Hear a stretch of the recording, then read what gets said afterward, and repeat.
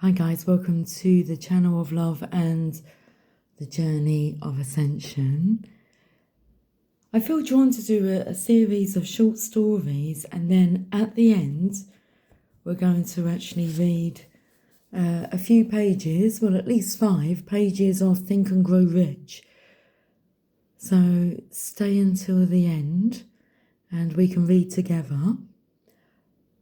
But I have some cards here and I'm going to just channel through some messages. What's interesting is I want to call it an indigo light above that candle. And I actually have got this egg.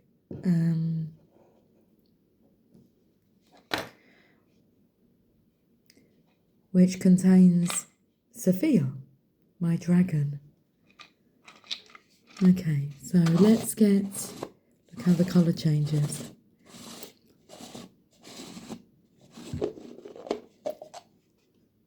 Hey Luna, do you see who's in here? Look, it's Sophia.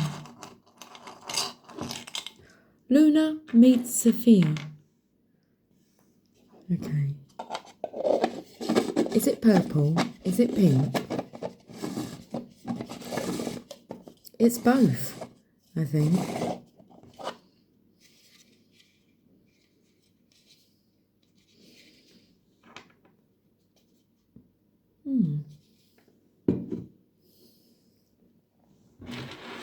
Okay, so Luna is up at the table.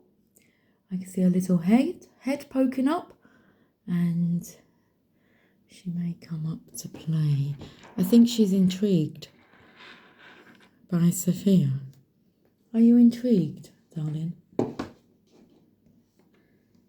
Okay. Right, so let's have a short story to start us off. Ooh, all the colourings are coming in, aren't they? Cheers.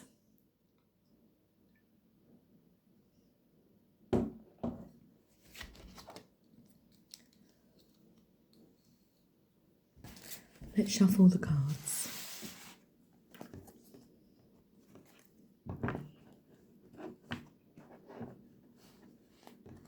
I want to go into like the theme tune to Tales of the Unexpected. Doom, doom, doom, doom, doom, doom, doom, doom, doom, doom. Okay, he's waiting for his harvest. He finds life to be a bit of a balancing act. Okay. There is light though, you can see the light shining here. It's like a brand new candle's been lit. And he's happy again. That's the balancing act. This feels like somebody who's acting happy during the daytime, and then at night time it's a different story. Okay, that star's contained there within the Hermit energy. Let's have a look at the 7 of Pentacles. So it's like he's waiting for his harvest, but what's coming to him is already at his feet. But it's like they're waiting for him to tee off. Maybe he's dotted the I's. Now he needs to cross the T's. Okay. It's time to tee off. Looks a bit like a golf club, a driver. He needs a driver. Do you not have a car? Okay. Whew. Life's a balancing act. If it's not one thing, it's another. Okay, so you've got ferry. I'm taken now to, is it Tyneside, like ferry across the Mersey? The Beatles. Okay, what did the Beatles say or sing about? Abbey Road. Let it be. It's been a hard day's night. Okay, it's been a hard night of the soul, dark night of the soul. So then we have the Sun card. This is hoping that you'll feel better in the morning. Morning has broken. Something's broken.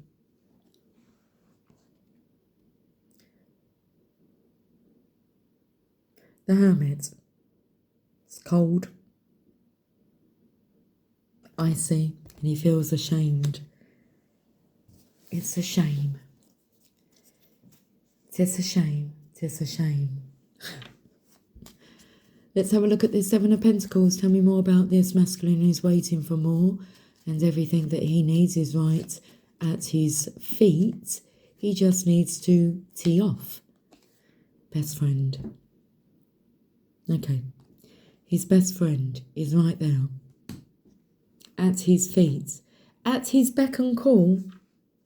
Let's have a look at this balancing act. But I feel like maybe he doesn't like that. I don't want any help. So maybe he needs a friend, like to pick him up as a pick-me-up. This is the energy of like feeling ashamed because he's got like a dunce's hat on. Feels a bit like a Wally. A little side step here. Can you hear the doggy barking outside? So that's like a distress SOS call from the masculines. That's what a doggy barking like that means to me. Man's best friend, dog, God, always with you. So this then takes me to the poem of Footsteps in the Sand. It's like you said you'd always be there beside me. Then why was it during like my hardest times there was only one set of footprints in the sand? It's because I was carrying you. Let's have a look at this Two of Pentacles energy. Tease me please. An obsession. This does feel, because the teasing energy is obviously someone's teased if they're put into the corner. Even worse if you're told to turn and, well, I don't know, maybe it's better to turn and face the corner than sitting in the corner of the room on a stool with a dunce hat on where everyone can sit and laugh at you. So this could have become like an obsession of,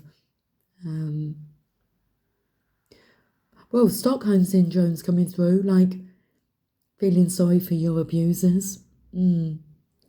Okay. Obsession with doing everything alone.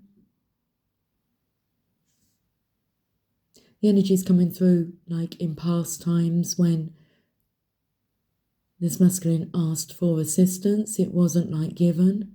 It was like they were teased over like any idea they come up with. Made to feel like an idiot. Well, the sun is out. Hip hip, hooray. Hip hip, hooray. Okay, so this feels like a step in mankind. It feels as if this is an internal recalibration, finding your own balance here.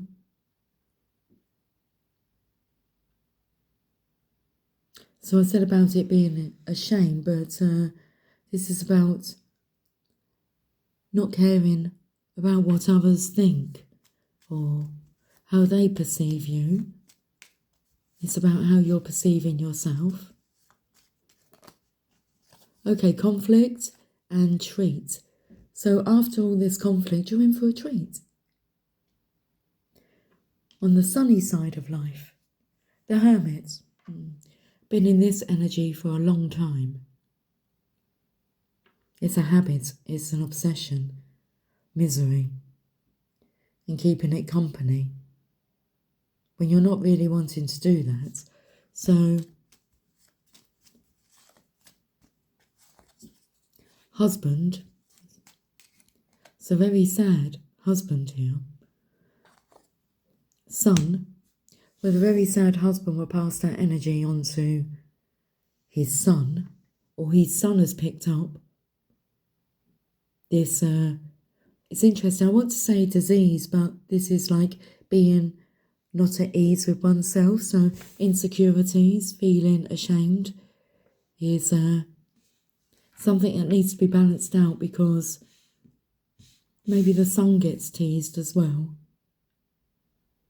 And if you find that being teased, people teasing you, it's like you're asking for trouble, that's not normal, and that shouldn't become like a normality for anybody to have to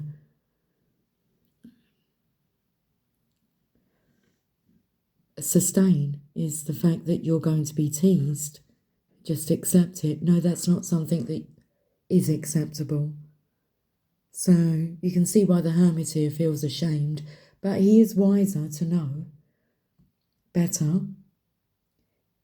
It's like that teeing off energy.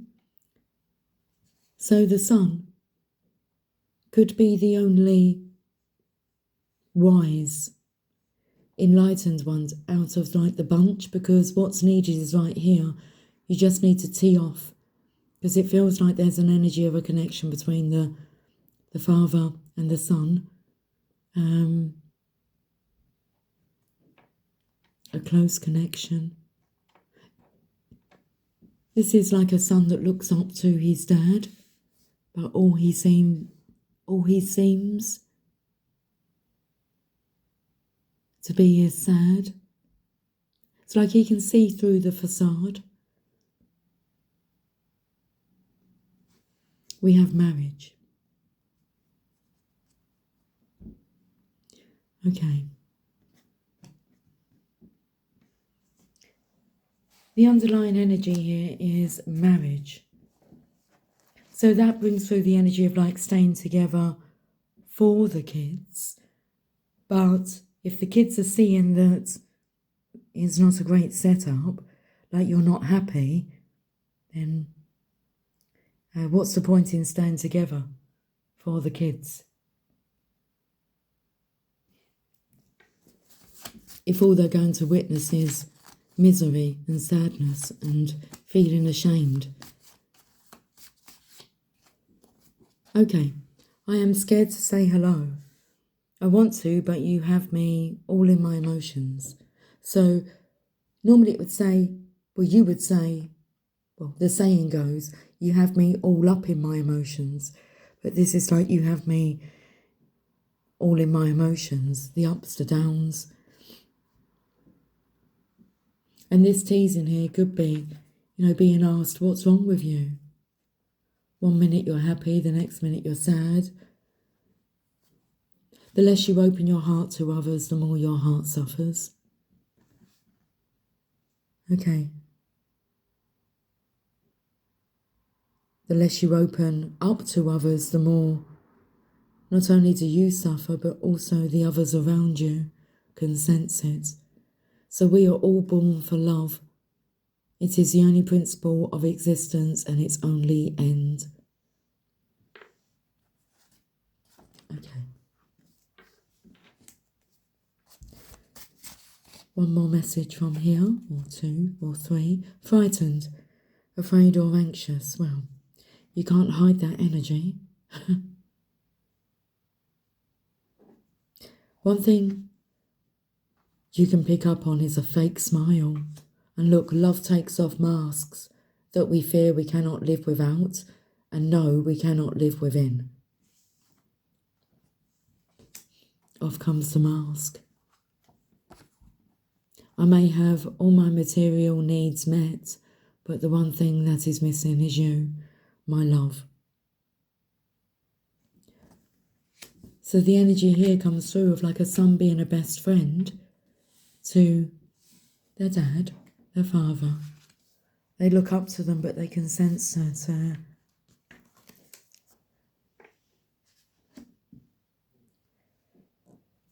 their dad's struggling. And how can anybody help this masculine here if he's not prepared to open up? Okay, well, that card down. A zest for life, yes. Want for your children what you want for yourself, or want for yourself what you want for your children. Okay, a zest for life. It's a lovely, happy energy here. You're in for a treat. A slave to society. No more role modelling that. I'm fighting this from all angles. I feel that's the opening of the heart. I feel everyone can sense it. And you make me happy, you make me laugh in reverse. It's just like, Dad, what's happened to you? It's like, if I'm your best friend, why can't you tell me what you're going through?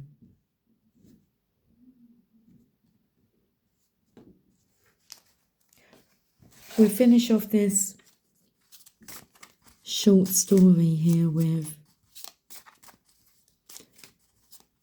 a message from the Botanical Inspiration cards. Oh, it's like, Dad, you're my inspiration. But Dad's not in spirit at the moment, so he's not feeling inspired. It's like he's trying to fight spirit from all angles. We have honeysuckle, domestic happiness and devoted affection. I will wind thee in my arms, so doth the woodbine, the honeysuckle, gently in twist. I feel like somebody really does need a hug. Trumpet, gentian, power and healing. To get what you love, you first have to be patient with what you have. Unknown. Okay. Let's leave that short story there.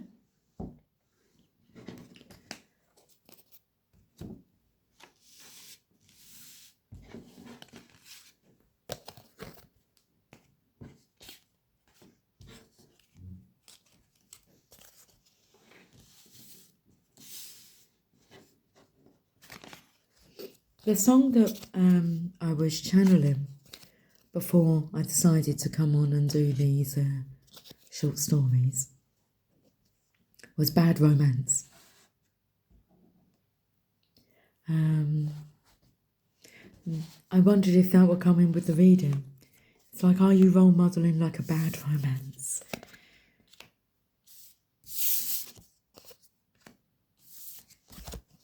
Is it the experience that you're wanting your children to experience? If it's not, then you really shouldn't be going through it yourself anymore.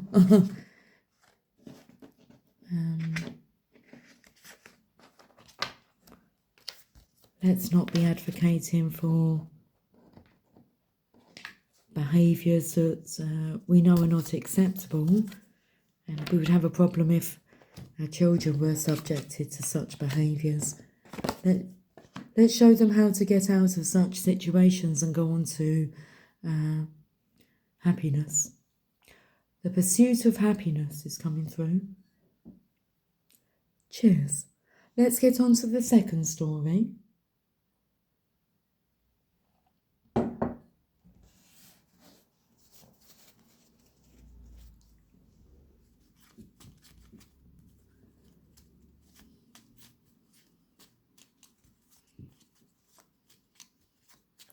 Starting with these cards. Sun. Okay. It feels like it wants me to show you a video.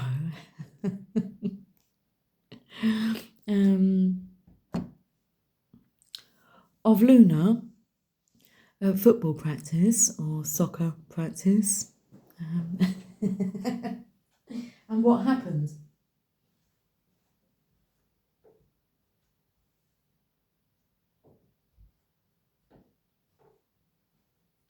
I'm just going to get my phone so that I can show you the video. Okay? Emily was recording it because Luna was doing very well. with, I had a collection of balls and mice and I was throwing them where you can watch what happens. And yeah, but it brings me to at the ending. I say, on your head, son. So that means I'm going to throw a football and you've got to header it, okay? On your head, son. And you throw the football and then you header it, okay? With your head. So this is what happened. Let me find the video.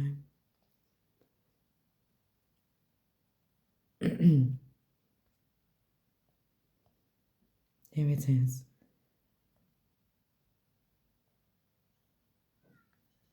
Okay, let me just pause it. Can I rewind this to the beginning, please? Oh, here it is up there. Right. Oh. Can you hear the volume very well on this?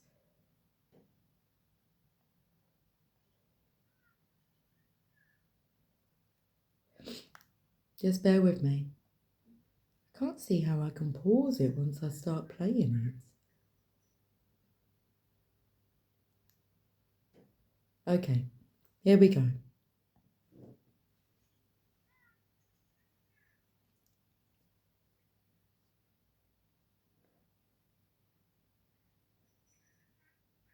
You can't hear the volume, unfortunately.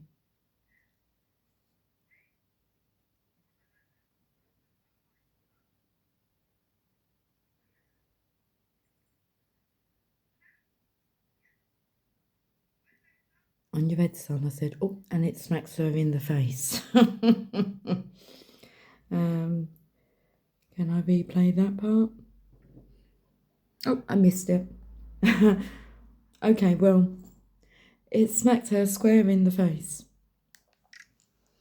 And I'm not sure why there's no volume at all with that, but hey. Well, there was a little bit. It was very faint. So I threw the ball on your head, son, and bang, it smacked her straight in the nose. Okay. She knows. Son,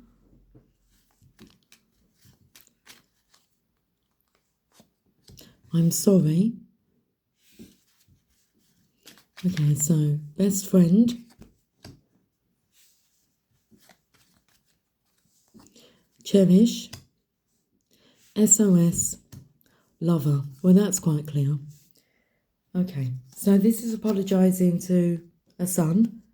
I'm sorry, you are my best friend. The underlying energy is like causing all this confusion, but she knows. I would say that because the husband card came up, is that the wife knows that the husband is there for the children. But I heard the dog barking, the SOS call, and it's apologising to her son. Really, I feel this is actually apologising for staying in such a toxic situation, but like there is someone that can save our soul. And that's your lover. And that type of connection, that love, that lovely, deep love connection is something that should be advocated. It makes you feel alive again. Okay, let's go to the Rider-Waite Tarot. Okay, so there's the Queen of Cups. That will be the wife energy. And this is the husband here, I feel, trying to explain how toxic this cup is. And that child is hiding. Oh, they're clinging on, look. Because they're not sure what's going to happen. Apple? Have an apple. So this masculine's going to look like the bad guy. Like, I felt the energy, like, I'm not sure what's the ripple effect of this is, but I don't think I'm going to be given like an apple unless it's like put into my mouth. Or I'm going to have apples thrown at me and I'm going to be put into the stocks. That's what's coming through. Punishment, the ripple effect of it, but even more reason if that's a predictability, then you need to get out of that kind of situation where you could be put under severe punishment. And this here is the energy of the lovers. This is where, look, this masculine's got his tail between his legs. You know, he wants comfort, he wants love. Don't we all?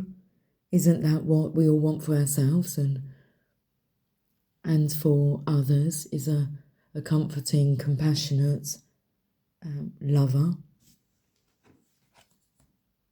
unconditional support. You just taken to the infinity symbol here. So the strength cards appeared, and the strength of the feminine and masculine can handle the devil, can handle toxicity, and will handle it.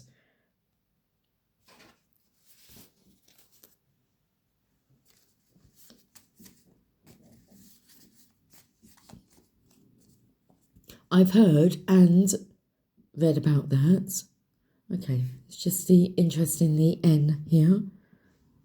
Nerd. Could be name calling going on. That's not good, is it? To tease people by name calling. Super proud in reverse, when we know that one. Okay, well, if you don't want to be called names, then stop calling people names. It's not acceptable behaviour.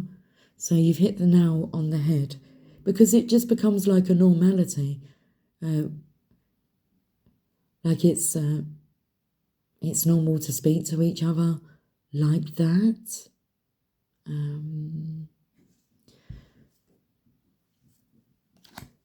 Magical stepping stones in reverse. So don't know what that sound was out there, but this energy took me to, you've got to take those steps to get out of hell. It's a hell that's self-created. And I'll give it all up for you. Yes. For love. What's coming through is it's about time. And the time that's passed. That can keep you stuck in shame though. As if, well, too much time's passed and too much damage has been done. No.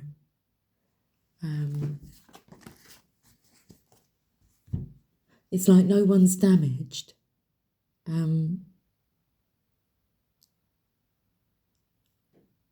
There's something to do about the process is about learning lessons and being put into different environments so that you can go on and help others who are in similar situations, environments, but who are not speaking up.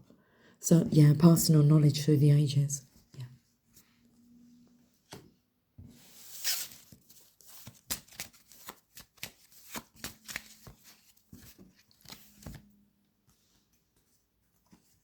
Lighting up your own path. Show them how to do it. This is how we do it. We walk away from what no longer works. We do that straight away. And do not retaliate. You hold your head up high.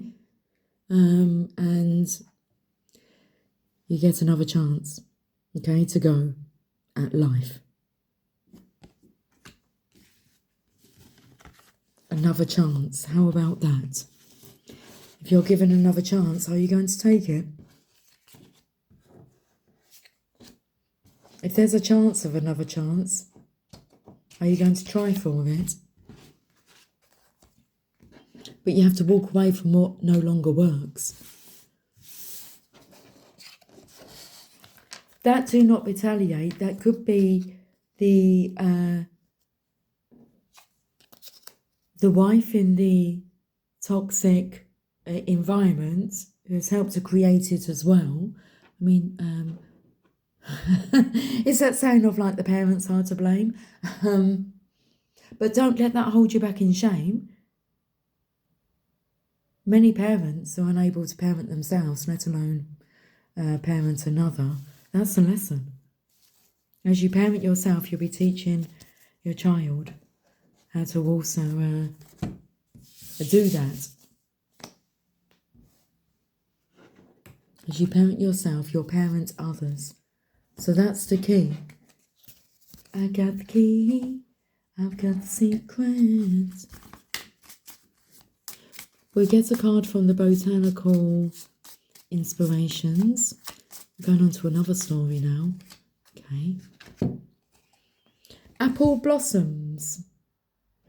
Choices, knowledge and illumination. White are the flowers of apple tree that brings us fruits of fertility. I feel like there's a smart person in the mix. Wise. They deserve an apple.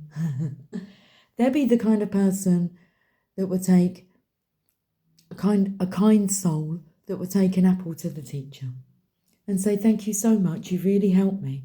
We all have memories of that particular teacher in our childhood that imparted a piece of information that would be called upon later on in life. You just remember the feeling.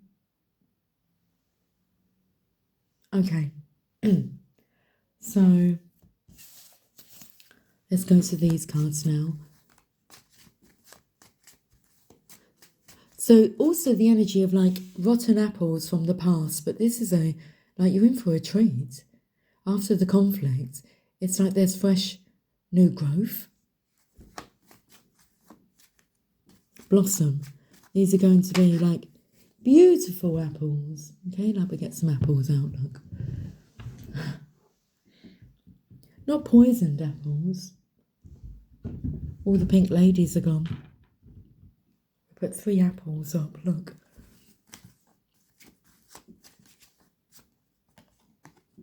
Missed the boat.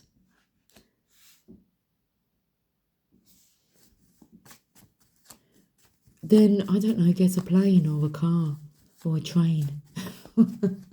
If you've missed the boat, there must be another way. In a conflict, okay. If you've missed the boat,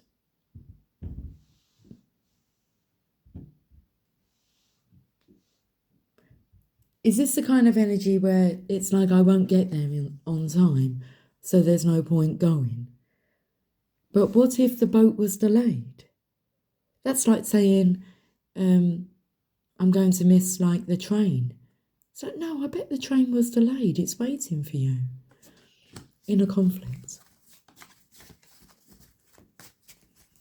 I bet my bottom dollar that the train's there waiting for you and the boat's there waiting for you. Tap into your sixth sense. This is fear.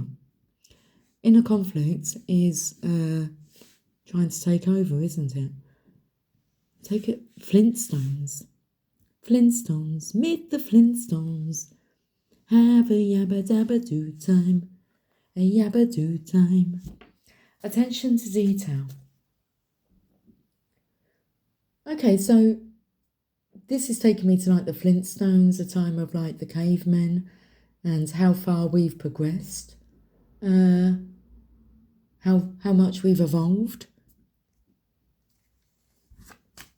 There's so like many more resources now.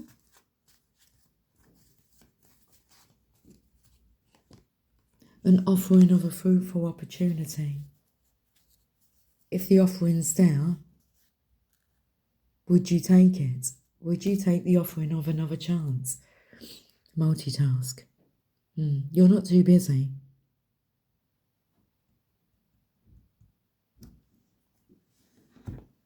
Let's use these random cards.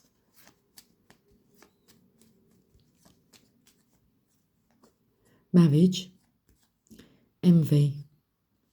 Well, that's like being jealous of your own opportunity that you're not going for.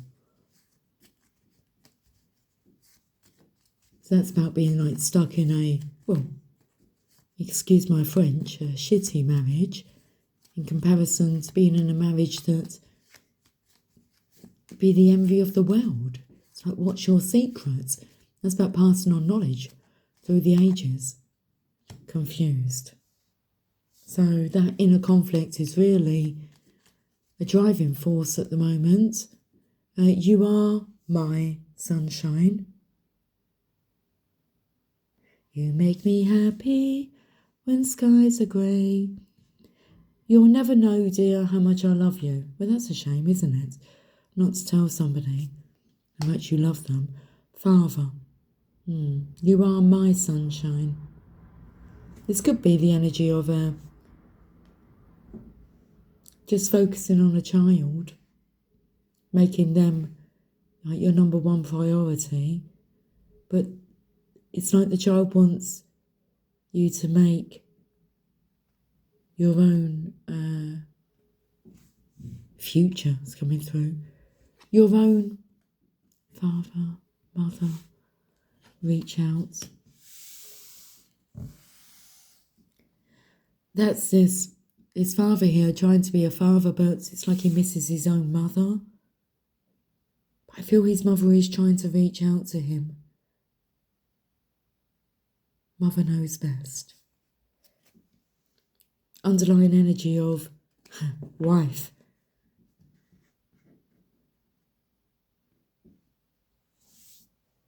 Who does the Divine Mother, who would they choose for your wife? For your life? Reach out. I'll be there with a love that will shelter you. Baby, when you feel that you can't go on, reach out. Puppy love. Even the dog's trying to communicate with you. Tradition. A change of direction. Okay, so what was done in the past no longer needs to be done. Walk away from what no longer works and move towards true love. This needs to happen. The ego turns to God. Turns to the dog. Have a chat with the dog. Cheers. The dog's channeling God.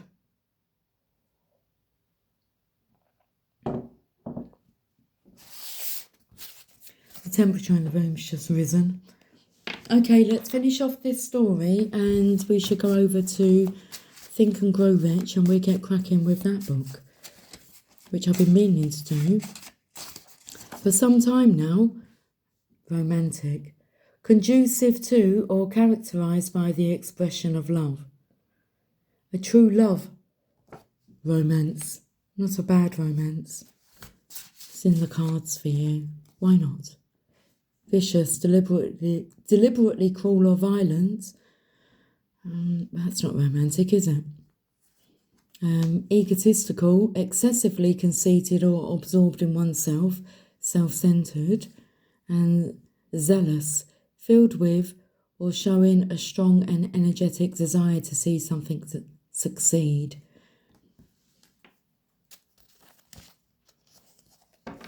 I can spiritually see what is happening, but I'm not allowed to intervene. And I feel that that is the feminine's energy, the lover, the true love connection. That is receiving like the SOS calls. She can spiritually see what is happening, but she's not allowed to intervene. This is this masculine's call to make. Okay, let's finish with the Botanical Inspiration card. And we'll go over to Think and Grow Rich. Crocus, cheerfulness. Focus, please.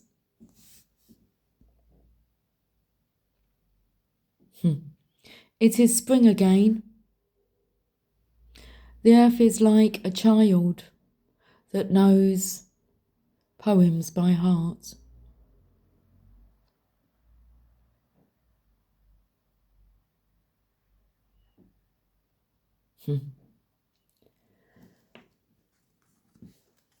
Okay.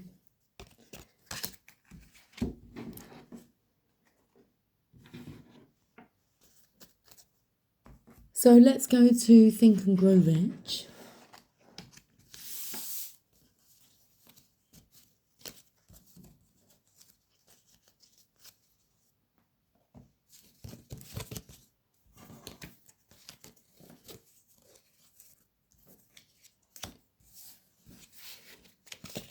Focus, please. Thank you. Cheers. Cheers.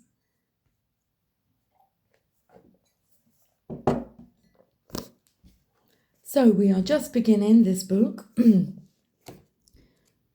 go to chapter 1. Introduction. Are you ready? I've noticed some errors. So thoughts, acts, things. I think that's meant to say thoughts are things. But chapter 1, introduction. The man who thought his way into partnership with Thomas A. Edison. Truly, thoughts are things, and powerful things at that, when they are mixed with definiteness of purpose, persistence, and a burning desire for their translation into riches or other material objects. A little more than 30 years ago, Edwin C. Barnes discovered how true it is that men really do think and grow rich. His discovery did not come about at one sitting. It came little by little, beginning with I think that's meant to say a burning desire. It says Bob Justin desire to become a business associate of the great Edison. One of the chief characteristics of Barnes' desire was that it was definite.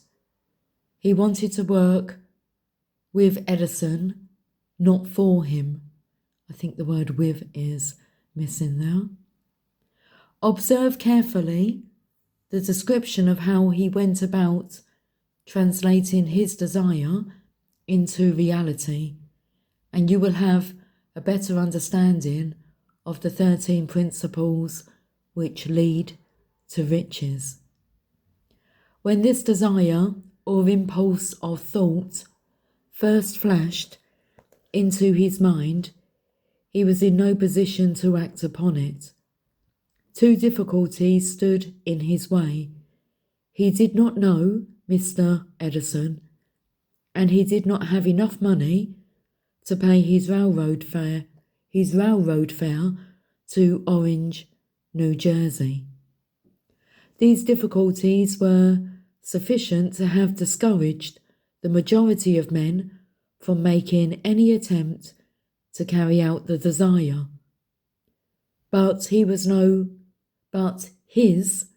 was no ordinary desire. He was so determined to find a way to carry out his desire that he finally decided to travel by blind baggage rather than be defeated. To the uninitiated, this means that he went to East Orange on a freight train. He presented himself at Mr. Edison's laboratory and announced he had come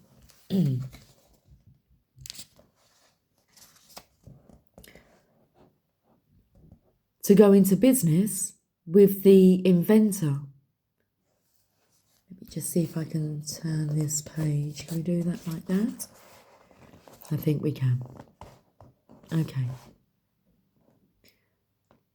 In speaking of the first meeting between Barnes and Edison years later, Mr. Edison said, "He stood there before me, looking like an ordinary tramp, but there was something in the expression of his face which conveyed the impression that he was determined to get what he had come after.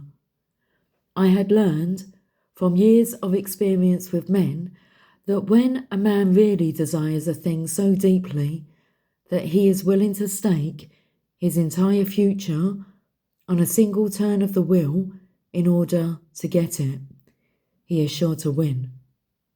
I gave him the opportunity he asked for because I saw he had made up his mind to stand by until he succeeded. Subsequent events proved that no mistake was made. Just what young Barnes said to Mr. Edison on that occasion was far less important than that which he thought. Edison himself said so.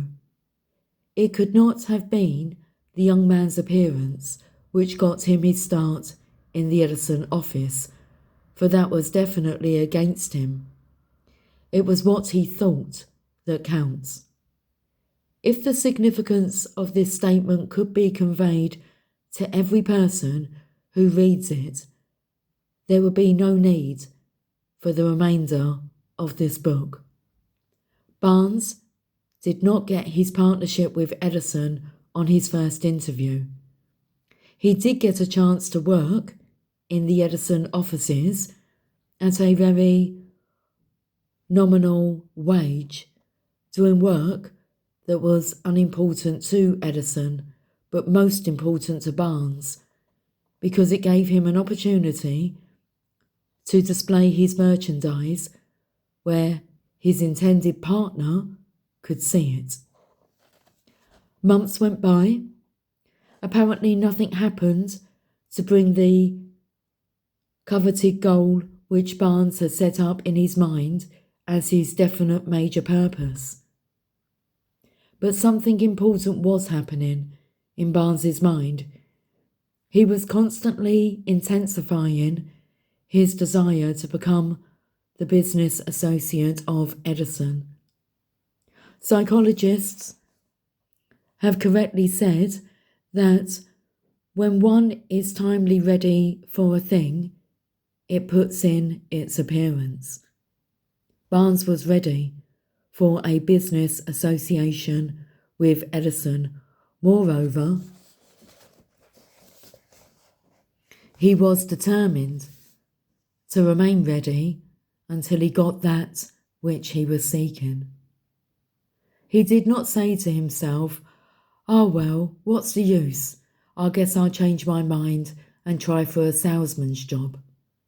But he did say, "I came here to go into business with Edison, and I'll accomplish this end if it takes the remainder of my life."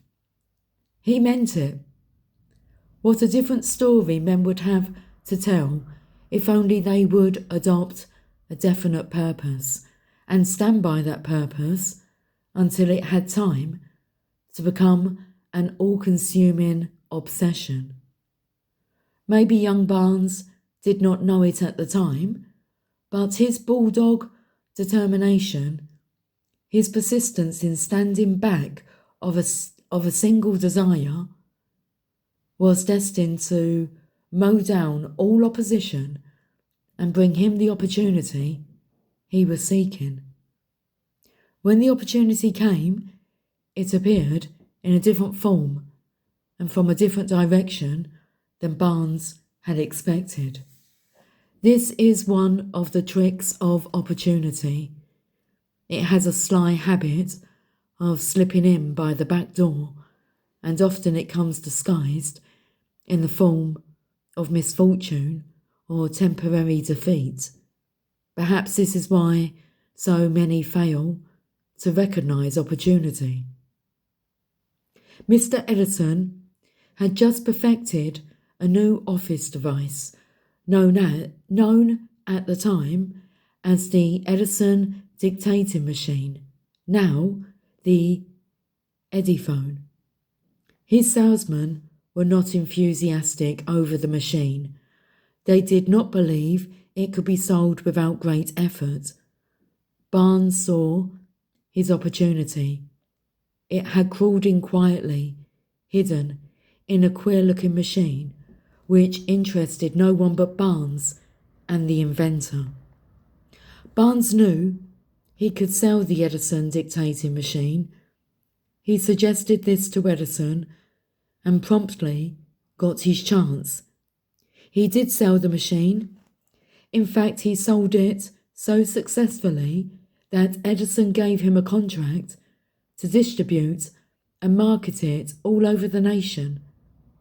Out of that business association grew the slogan made by Edison and installed by Barnes.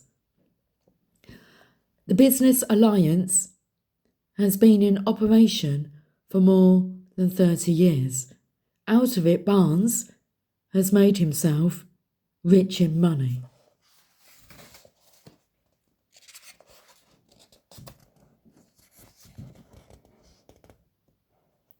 Long afterward, I've skipped a page. We'll get there soon.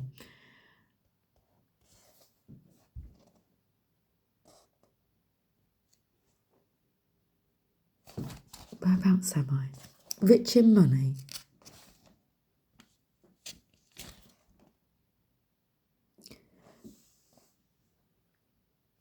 Can we focus, please? Thank you. The Business Alliance has been in operation for more than 30 years. Out of it, Barnes has made himself rich in money, but he has done something infinitely greater. He has proved that one really may think and grow rich. How much actual cash that original desire of Barnes has been worth to him, I have no way of knowing. Perhaps it has brought him $2 or $3 million, but the amount, whatever it is, becomes insignificant when compared with the greater asset he acquired in the form of definite knowledge that an intangible impulse of thought can be transmuted into its physical counterpart by the application of known principles. Barnes literally thought himself into a partnership with the great Edison. He thought himself into a fortune. He had nothing to start with except the capacity to know what he wanted and the determination to stand by that desire until he realized it. He had no money to begin with. He had but little education. He had no influence, but he did have initiative, faith, and the will to win. With these intangible forces, he made himself number one man with the greatest inventor who ever lived. Now, let's look at a different situation and study a man who had plenty of tangible evidence of riches but lost it because he stopped 3 feet short of the goal he was seeking. 3 feet from gold. One of the most common causes of failure is the habit of quitting when one is overtaken by temporary defeat. Every person is guilty of this mistake at one time or another. An uncle of R.U. Darby was caught by the gold fever in the gold rush days and went west to dig and grow rich. He had never heard that more gold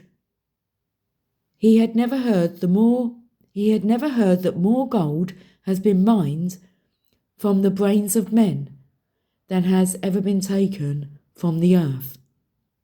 He staked a claim and went to work with pick and shovel. The going was hard, but his lust for gold was definite.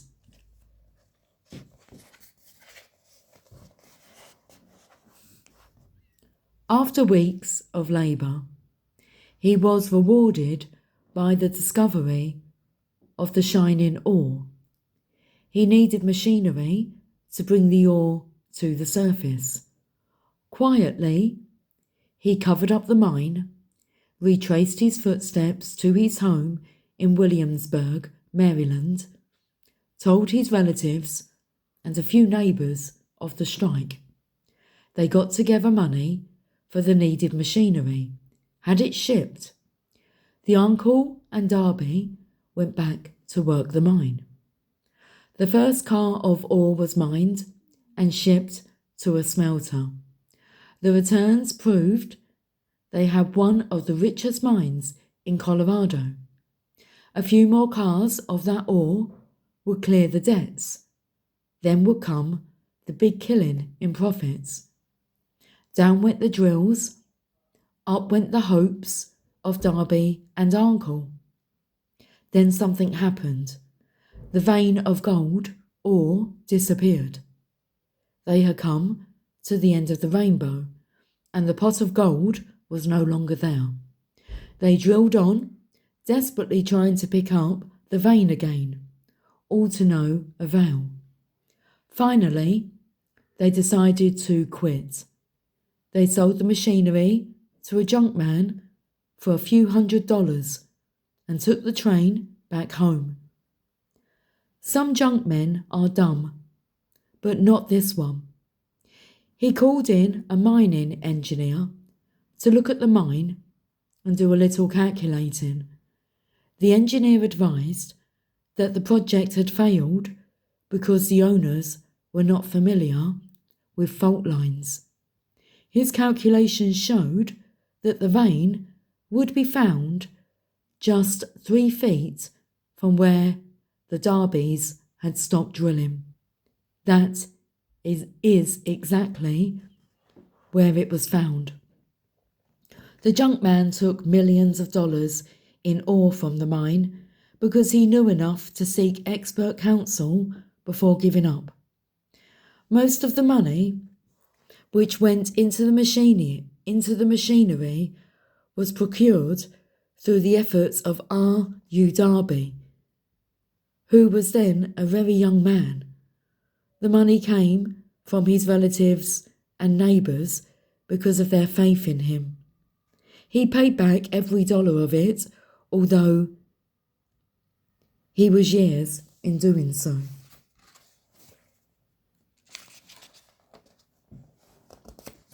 Long afterward, Mr. Darby recouped his loss many times over when he made the discovery that desire can be transmuted into gold. The discovery came after he went into the business of selling life insurance. Remembering that he lost a huge fortune because he stopped 3 feet from gold, Darby profited by the experience in his chosen work, by the simple method of saying to himself, I stopped 3 feet from gold, but I will never stop because men say no when I ask them to buy insurance. Darby is one of a small group of fewer than 50 men who sell more than $1 million in life insurance annually. He owes his stickability to the lesson he learned from his quitability in the gold mining business. Before success comes in any man's life, he is sure to meet with much temporary defeat and perhaps some failure. When defeat overtakes a man, the easiest and most logical thing to do is to quit. That is exactly what the majority of men do. More than 500 of the most successful men this country has ever known told the author their greatest success came just one step beyond the point at which defeat had overtaken them. Let me repeat that. More than 500, and you have to remember that this book, I believe, was published in the 1920s.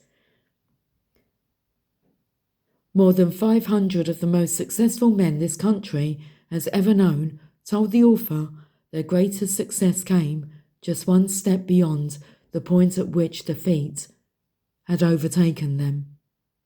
Failure is a trickster with a keen sense of irony and cunning. It takes great delight in tripping one when success is almost within reach.